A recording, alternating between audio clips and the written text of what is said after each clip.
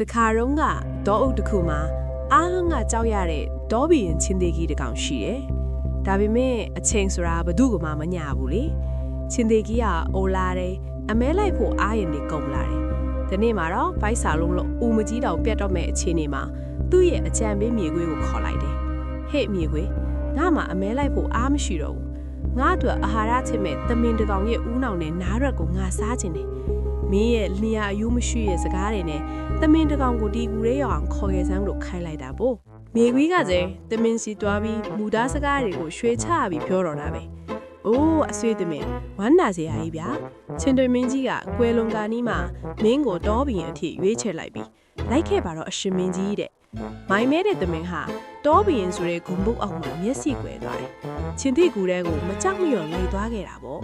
ဒါပေမဲ့ကူတဲ့ရောက်တဲ့ခဏမှာပဲချင်းတိကြီးကလှမ်းအုပ်လိုက်တယ်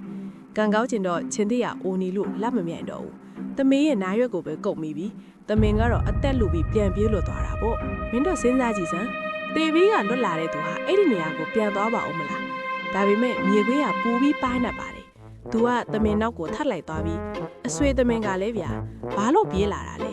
မင်းကြီးကမင်းကိုဘယင်ဖြစ်သစ္စာရေးတိုက်ဖို့နားကပ်ပြီးရွှေဝက်ချက်ပြောချင်လို့လှမ်းဆွဲလိုက်တာပါမင်းကအချင်းလွဲပြီးပြေးလာရင်တော့တခြားတယောက်ကိုဘယင်ပြေးလိုက်တော့မှာဘို့လို့ထက်လင်ပြန်တယ်။သမင်ကတော့ဒုတိယအချိန်မှာလဲသူ့ရဲ့မာနနဲ့လောဘကြောင့်မြေခွေးစကားကိုယုံပြန်ရော